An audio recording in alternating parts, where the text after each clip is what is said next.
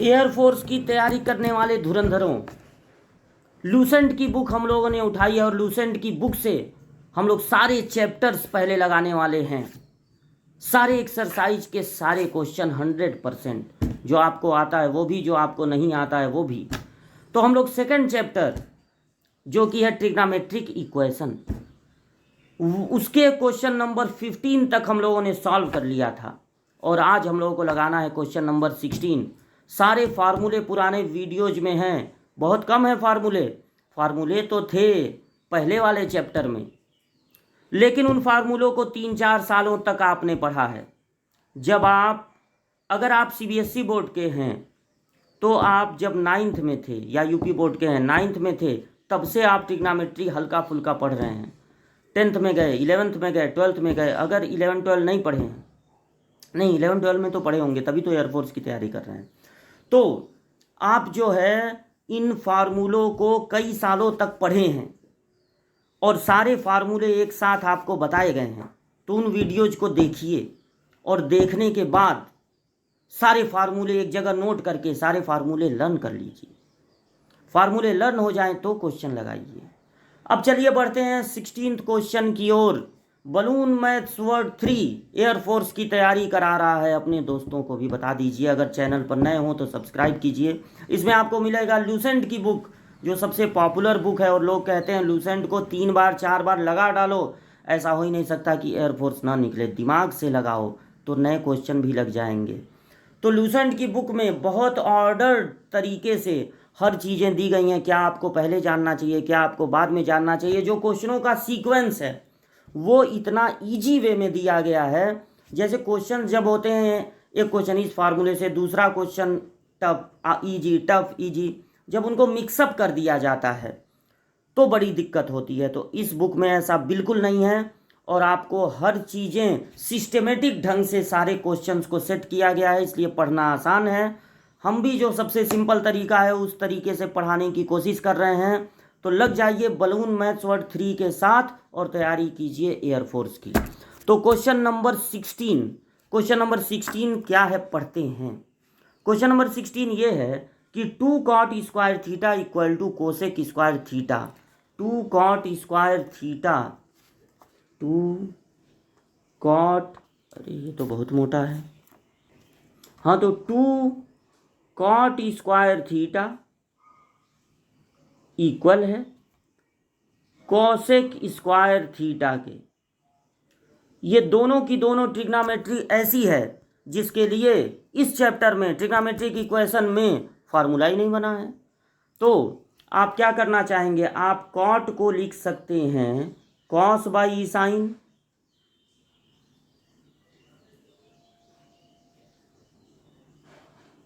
और कोसेक को लिख सकते हैं 1 by sine. Sine square theta cancel, cos square theta हो गया 1/2। ट्रिग्नोमेट्रिक इक्वेशन जो चैप्टर है वो हमको क्या कहती है, वो कहती है कि अगर भाई स्क्वायर है तो मत हटाओ, कॉस स्क्वायर थीटा है तो ये मत करो कि कॉस थीटा होगा रूट में 1/2, बल्कि अगर लेफ्ट साइड में स्क्वायर है तो राइट साइड वाले को भी स्क्वायर के टर्म में लिख दो। 1/2 को लिख सकते हैं 1/√2 का होल स्क्वायर। और अब ये सोचेंगे कि कॉस कितने की वैल्यू 1/√2 होती है, तो वो होती है कॉस 45 की, ये तो लर्न रखना है, और चूंकि इस पे स्क्वायर है तो स्क्वायर हो जाएगा। अब अगर cos square theta equal to cos square alpha है तो थीटा इक्वल टू क्या होता है, थीटा इक्वल टू होता है, फार्मूला लर्न करना है, पुराने वीडियोस देखिए, हर वीडियो में नहीं ना पूरा फार्मूला बताएंगे, आप ही बोर हो जाएंगे। तो theta equal to n pi plus minus alpha. अगर cos square theta equal to cos square alpha है तो थीटा इक्वल टू होता है n pi plus minus alpha. तो n पाई प्लस माइनस π/4 जिस ऑप्शन में है बस उसी को टिक लगा दीजिएगा, घर चले आइएगा। तो ये ऑप्शन सही 16th क्वेश्चन का। अब बढ़ते हैं 17th क्वेश्चन की ओर। बढ़िया क्वेश्चन, क्वेश्चन नंबर कौन सा लगाए थे 16, ओहो 17, हाँ यही तो है। तो question number 17, tan square theta plus cot square theta equal to 2। Tan पे स्क्वायर हो, कॉट पे स्क्वायर हो और 2 हो, तो क्या करेंगे आप? टेन पे स्क्वायर, कॉट पे स्क्वायर, 2 को इधर बुला लीजिए और देखिए आप अगर 2 के साथ एक नया चीज़ आपको दिखाते हैं यहाँ पे, अगर आप 2 के साथ लिख देंगे 10 इंटू कॉट, 2 पर कोई असर पड़ने वाला नहीं है क्योंकि 10 और कॉट का प्रोडक्ट होता है 1। बात को समझे कि नहीं समझे? Equal to 0। 2 के साथ कभी भी ज़रूरत पड़ने पर आप साइन और कोसेक लिख सकते हैं क्योंकि दोनों का प्रोडक्ट 1, कॉस और सेक लिख सकते हैं क्योंकि दोनों का प्रोडक्ट 1, और टेन और कॉट लिख सकते हैं क्योंकि दोनों का प्रोडक्ट 1 है। अब ये बिल्कुल a square plus b square minus 2ab के रूप का हो गया, यानी ये हो गया ए माइनस बी का होल स्क्वायर। अब एक साइड से स्क्वायर अगर हटेगा तो दूसरे साइड का स्क्वायर रूट फाइंड करेंगे, और 0 का स्क्वायर रूट क्या होता है? 0। इस तरह से 10 इक्वल हो जाएगा किसके? कॉट के। इसको ट्रांसफ़र कर दिए, 10 इक्वल हो जाएगा कॉट के, और अगर 10 कॉट के इक्वल है तो आपको कॉट को भी 10 में बदल लेना चाहिए। कॉट को लिख देना चाहिए 1/10। तो ये 10 को इधर ट्रांसफ़र करेंगे तो ये हो जाएगा 10 स्क्वायर। अगर इधर स्क्वायर है तो इधर भी आपको स्क्वायर लिख लेना है। 1 को क्या लिख सकते हैं? 1 का होल स्क्वायर। और अगर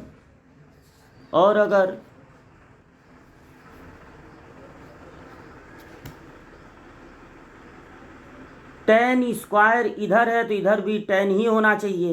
तो 10 कितने की वैल्यू 1 होती है? 10 45 की। तो स्क्वायर भी लगा है ना, 45 मतलब π/4।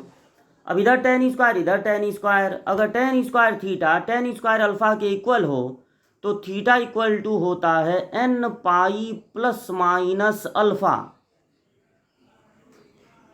ये प्लस माइनस अल्फ़ा यानी π/4।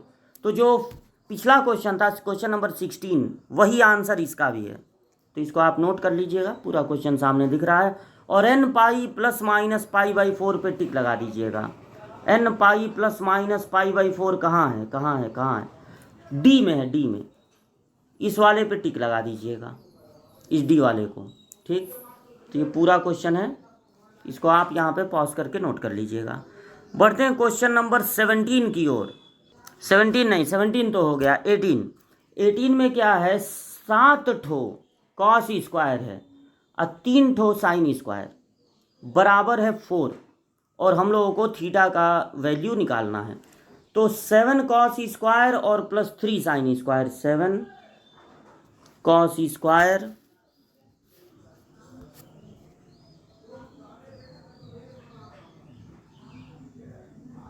और 3 साइन स्क्वायर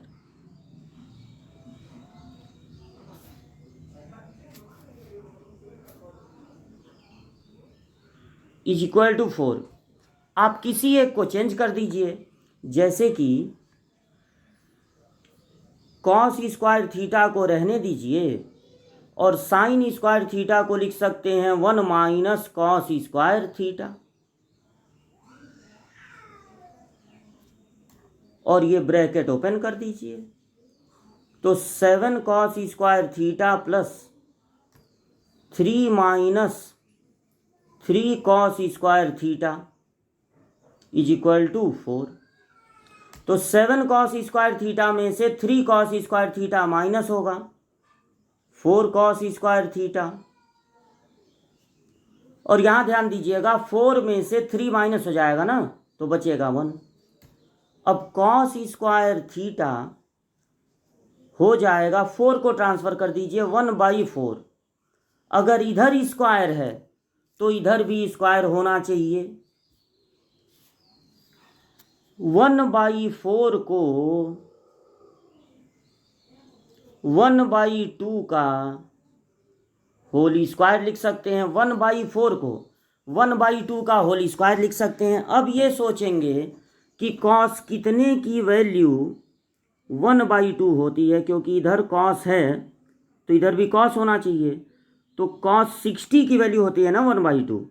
60 को रेडियन में क्या लिखते हैं, π/3। अब फार्मूला लगा दीजिए, तो कॉस स्क्वायर थीटा, अगर कॉस स्क्वायर अल्फ़ा है तो थीटा इक्वल टू होता है n π ± अल्फ़ा। तो n π ± 3/5, n π ± 3/5, तो ये जो n π ± कितना आया था जी, π/3, n π, यहाँ 2n π दे दिया है, तो यानी कि इनमें से कोई नहीं, 18 का आ रहा है, इनमें से कोई नहीं। तो ये आप पूरा क्वेश्चन आपके सामने, इसको नोट कर लीजिएगा। 18th वाला आंसर भी देख लिया जाए, तो पेज नंबर 5 पे होना चाहिए आंसर। 18 का आंसर, 18 का आंसर दिया है सी।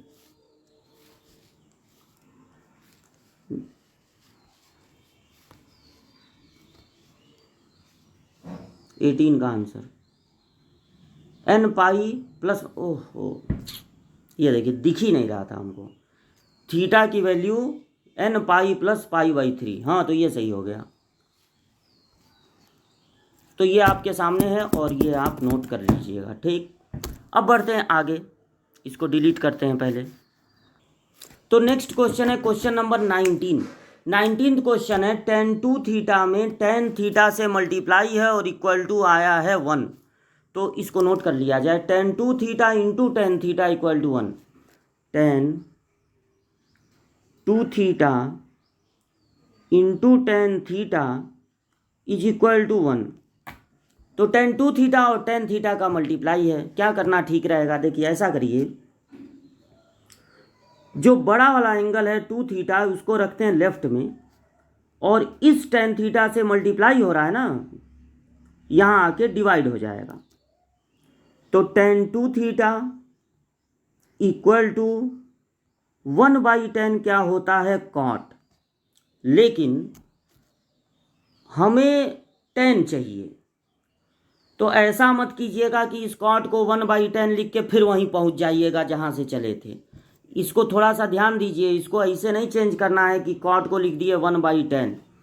कॉट थीटा को यहाँ लिखना पड़ेगा tan 90 - थीटा। tan 90 - थीटा होता है कॉट थीटा। अब फार्मूला लगा दीजिए, कॉट थीटा इक्वल टू, अरे sorry, tan theta equal to tan alpha हो, तो थीटा, थीटा यहाँ पर 2 थीटा है, थीटा इक्वल टू होता है n π + अल्फ़ा, यानी π/2 माइनस थीटा। अगर tan theta equal to tan alpha, square वाला फार्मूला नहीं लग रहा है, ये ध्यान दीजिए, tan square equal to tan square नहीं है, tan इक्वल टू tan है। तो tan theta equal to tan alpha हो, तो थीटा इक्वल टू होता है n π + अल्फ़ा। अब क्या करना है, ये माइनस थीटा इधर जाके ऐड हो जाएगा, तो 3 थीटा इक्वल आएगा n π + π/2। अब आपको तो थीटा चाहिए, तो 3 से भाग दे दीजिए, 3 से डिवाइड कर दीजिए, तो theta equal to n π/3 plus π/, ये 3 से डिवाइड करेंगे तो 6 हो जाएगा ना, 6 हो जाएगा। तो ये पूरे क्वेश्चन का सॉल्यूशन है आपके सामने, ये देखिए। और किस ऑप्शन पे टिक लगाना है, n π/3 + π/6, n π/3 + π/6। पहला वाला ऑप्शन सही है, फर्स्ट वाला सही है। तो इसको यहाँ पे पॉज करके आप नोट कर लीजिएगा। ये था क्वेश्चन नंबर कौन सा था, 19। तो 19th क्वेश्चन हो गया।